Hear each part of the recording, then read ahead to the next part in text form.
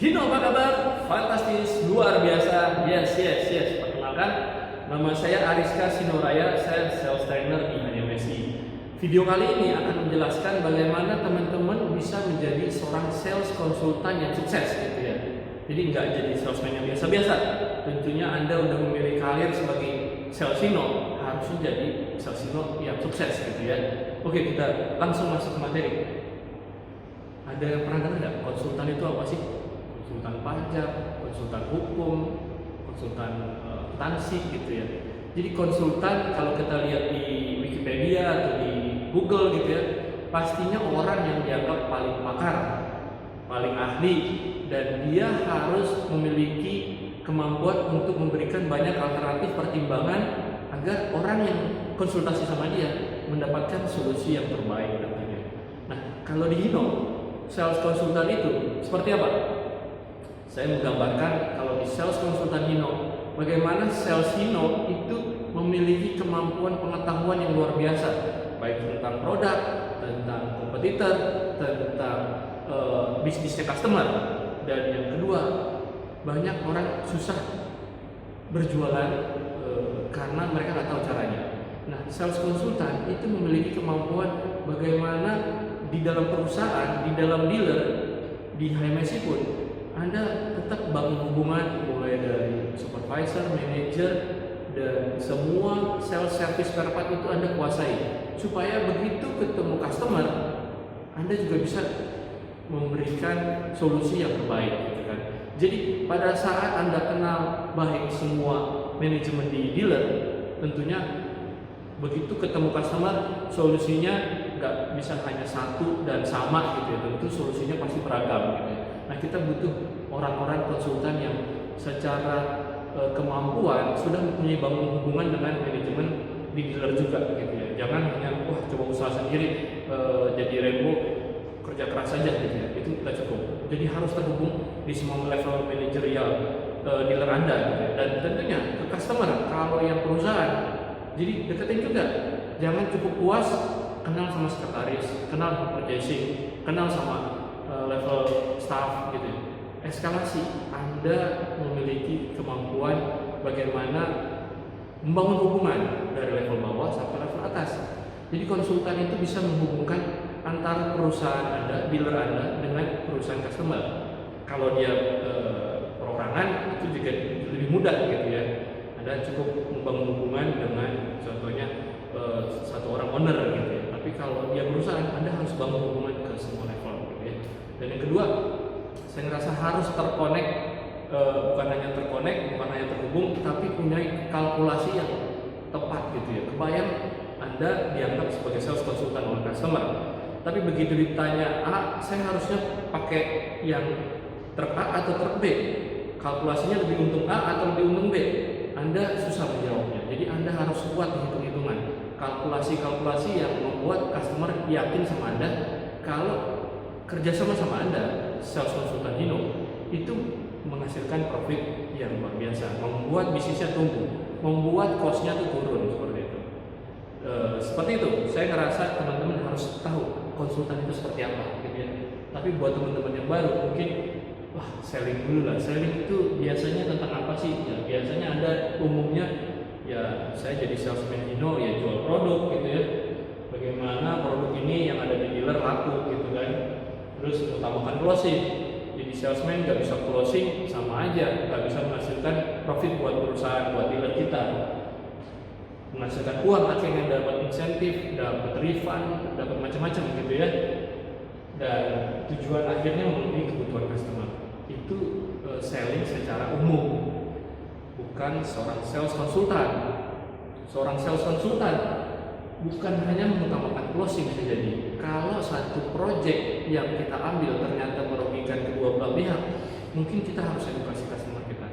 Pak, mungkin di brand lain harga Bapak bisa lebih murah, tapi kita punya program after sales yang bisa membuat bisnis Bapak secara berkesinambungan untung gitu ya. Berkesinambungan cost-nya turun.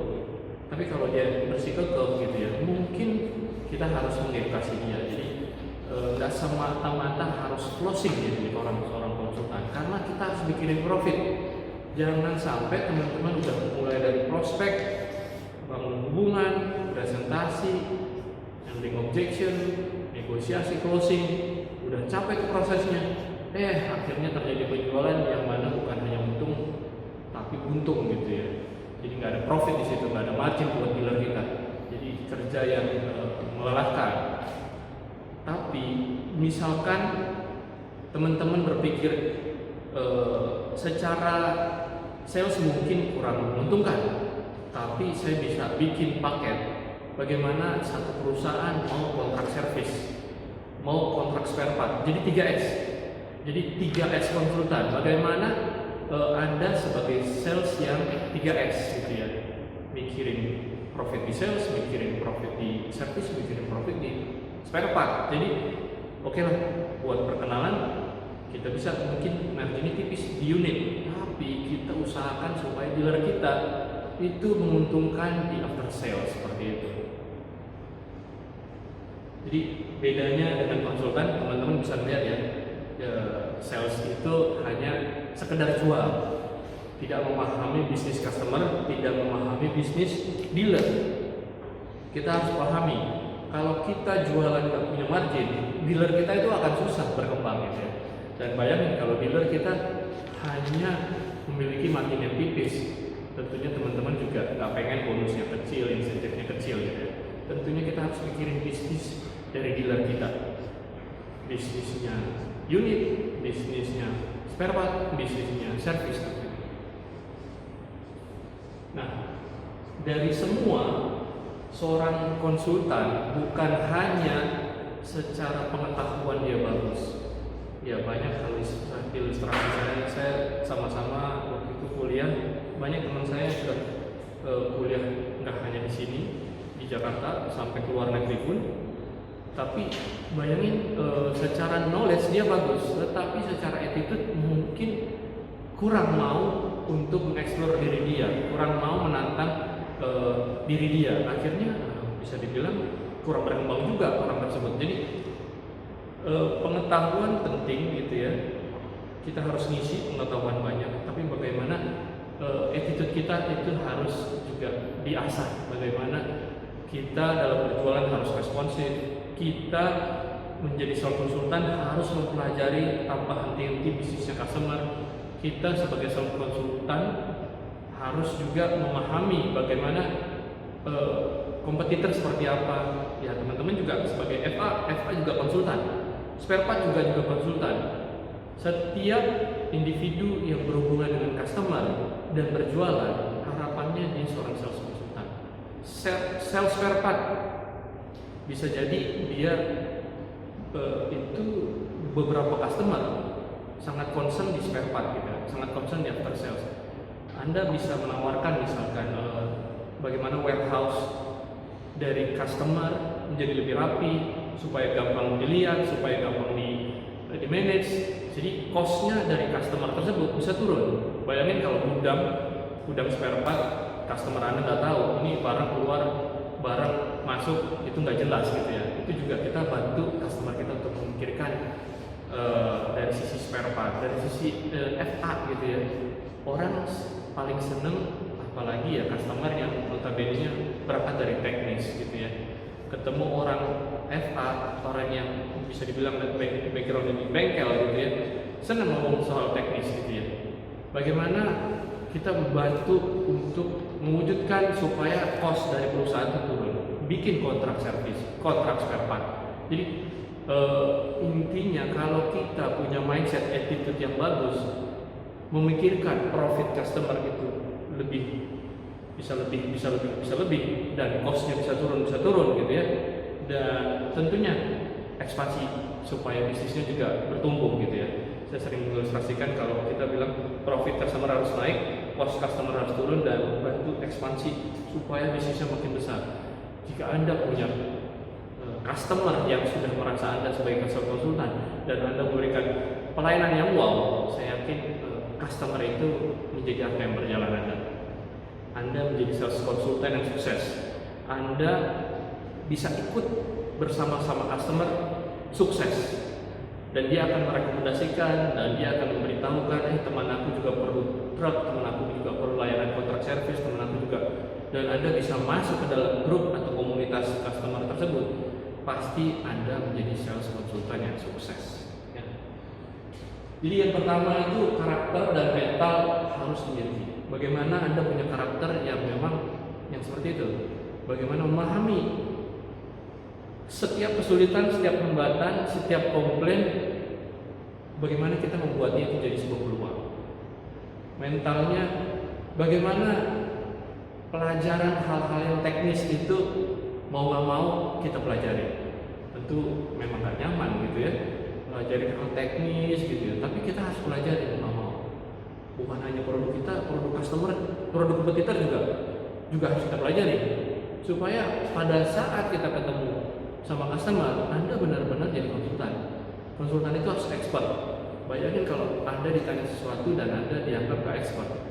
Anda ditanya harga, akhirnya Anda kita ajukan dulu, kita atur lagi, akhirnya customer tidak merasa terpercaya. Ya, customer rasa ini sales konsultan kok nggak bisa putusin, bisa jadi seperti itu. Jadi Anda harus mempunyai karakter yang bisa dibilang entrepreneur. Bukan hanya Anda sebagai sales di dealer, tapi Anda juga entrepreneur. Karena pengusaha senang ketemu pengusaha yang punya mental bisnis customer. Seperti itu.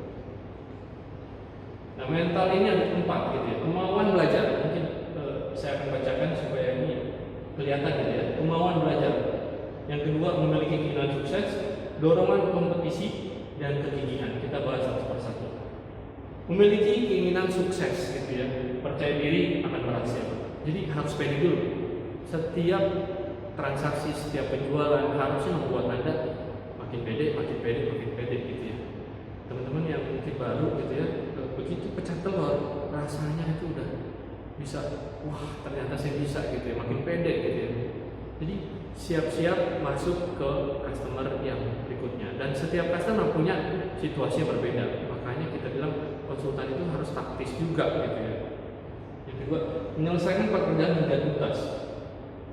Setiap pekerjaan itu tentunya bermacam-macam kondisi gitu. Kadang-kadang bagaimana ya, customer mintanya sangat menyusahkan gitu ya. Kita harus tuntaskan gitu ya. Mau nggak mau dengan kenalan kita, dengan hubungan baik kita dengan manajemen, hubungan baik dengan kita customer, hubungan baik dengan pihak lain, mungkin leasing atau karoseri, kita harus tuntaskan. Karena nggak bisa ditinggalkan gitu ya. Mau nggak mau harus diselesaikan. Ini yang PR pertama. PR kedua, supaya teman-teman setiap ada project itu harus selesai. Wah, customer mintanya hal yang nggak mungkin lah. Gimana caranya? Itu harus diselesaikan. Ketidakmumkinan itu bisa jadi karena kita belum coba. Pada saat kita mencoba, bisa jadi itu ketemu solusi-solusi baru gitu, dan bisa dipakai untuk aktivitas berikutnya. Yang ketiga, memiliki keinginan kuat mencapai target. Ya harus target 1, target 5. AMSI punya target mungkin 40.000 unit. Kan teman-teman nggak diminta, pokoknya 1 aja ya, jangan 2 atau 3. Teman-teman bisa jual 100, bisa jual 1000, nggak ada yang melarang gitu ya. Jadi teman-teman harus capai target itu keinginan dari manajemen, tapi teman-teman juga harus punya target sendiri gitu ya, supaya target yang ditetapkan oleh dealer itu bisa dilampaui, bukan hanya dicapai seperti itu. Fokus terhadap tujuan. Jadi saya tahun ini mau karir naik jadi supervisor, saya tahun ini mau dapat penjualan 100, tahun ini dapat, terserah, tapi fokus terhadap tujuan gitu ya. Dan tanggung jawab, menjadi bangun rasa tanggung jawab gitu ya. Jadi sales itu memang gak mudah.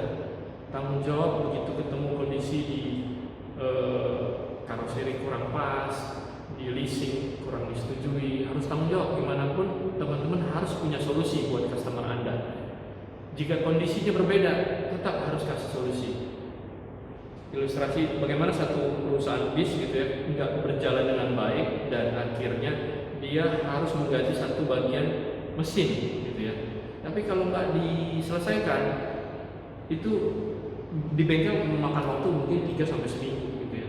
Nah teman-teman harus bisa kasih solusi, mungkin bisa link part contohnya gitu ya, meminjamkan satu gelondongan mesin supaya customernya bisa beroperasi dan menghasilkan keuntungan dengan dia harus membayarkan satu biaya gitu ya. Saya rasa sih nggak masalah. Kalau nggak ada juga, ya mungkin kita harus punya banyak kenalan. Bagaimana Anda bisa bantu dia untuk sewa supaya bisnisnya tetap running selama truknya atau bisnya itu diperbaiki gitu ya. Kita harus punya mindset bertanggung jawab terhadap customer kita. Yang kedua, dorongan kompetisi. Jadi ya di dunia sales itu hal yang paling menariknya itu kompetisi. Kalau Anda nggak suka kompetisi, mungkin Anda nggak cocok di sales gitu ya. Kompetisi bagaimana si A jual 1, wah gemes kita harus jual 2. Bagaimana si B jual 2, saya harus jual 3. Jual 4, jual 10. Ada yang bisa jual 20, kita tanya dia bagaimana caranya, kita pelajari. Itu harus dibangun jiwa kompetisi, bukan dihindari. Karena kalau Anda nggak suka kompetisi, Anda nggak cocok di dunia sales ya. Harus kreatif. Karena dalam setiap penjualan itu harus kreatif. Bagaimana Anda memenangkan hati customer?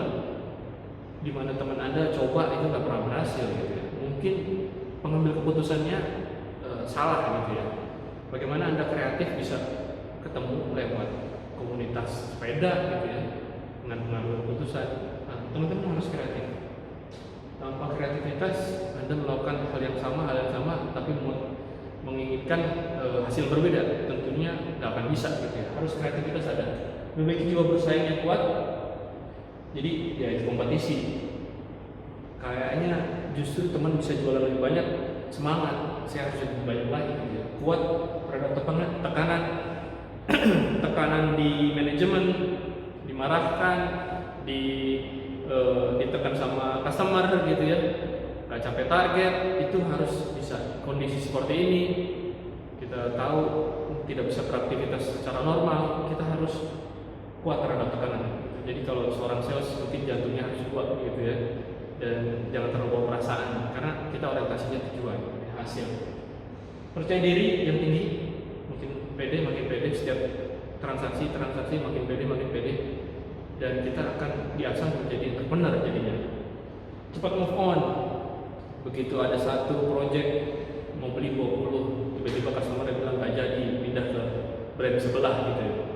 Jangan berpura durjak gitu ya. Akhirnya teman-teman malah nggak move on gitu ya. Tetap harus move on. Makanya harus punya prospek yang banyak gitu ya. Begitu prospeknya banyak, sales funnel kita juga nggak khawatir, jadi banyak. Air yang ngalir itu bisa deras gitu. Tapi kalau prospeknya kecil, berharap ngalirnya banyak itu susah gitu. Jadi perbanyak terus prospek Anda supaya cepat move on gitu ya. Kalau nggak ada prospek kan susah move on. Gigih gitu ya. Ya banyak kisah teman-teman sales, teman-teman owner itu ya bermodalkan kegigihan. Saya pernah ketemu salah satu owner, dia bilang saya masih berusaha kenal banyak customer gitu ya. Dia produksi kartu nama dulu 4, sekarang sudah 20. Jadi kebayang itu sebulan 20 dihabisin kemana aja. Tapi itu yang terjadi, dia gigih ketemu, ingin berkawan kepada pengusaha, kepada tokoh-tokoh gitu ya, kepada orang-orang yang berpengaruh supaya jualan tetap banyak seperti itu. Jadi kegigihan itu yang pertama adalah selalu berpikir positif. Kalau kita nggak positif akan susah. Kalau kita jadi sales konsultan, teman-teman begitu briefing kondisi susah, oke. Akhirnya kita ngopi dulu, ketemu teman yang demotivasi, ikut-ikutan demotivasi gitu ya. Akhirnya nggak bisa move on gitu ya, nggak bisa positif. Jadi teman-teman harus berpikir positif supaya apa yang harus kita lakukan, aktivitas kita itu mengacu hal-hal yang positif gitu ya. Tidak pernah menyerah. Pastinya Anda sebagai sales konsultan tidak boleh menyerah gitu ya. Bisa jadi ini adalah tahap di mana Anda akan melampaui yang Anda tahu gitu ya. Kenapa kondisi ini terjadi? Kita nggak bisa nyalahin kondisi. saat ini virus dan kita belum bisa beraktivitas, tapi ini waktunya teman-teman belajar, waktunya teman-teman bikin planning, waktunya teman-teman menggunakan sosial media untuk bangun hubungan dengan customer. Dan itu akan, kita jangan hanya merasa patah semangat gitu ya, tapi justru kita yakin setelah badai virus ini selesai gitu ya, kita yakin ke depan kita akan mulai hasilnya gitu ya. Berikan respon yang baik, dapat beradaptasi dengan cepat pada lingkungan yang baru, memiliki semangat yang tinggi untuk mencapai tujuan. Intinya tetap berpikir positif dan gigih. Kalau kita nggak gigih, Anda susah jadi sales konsultan. Anda harus gigih. Tiap hari itu penuh semangat, antusias. Mungkin karena kegigihan Anda, customer Anda ngerasa, ini luar biasa. Saya mau kerja sama salesman yang gigih gitu ya. Itu jadi satu nilai positif buat Anda.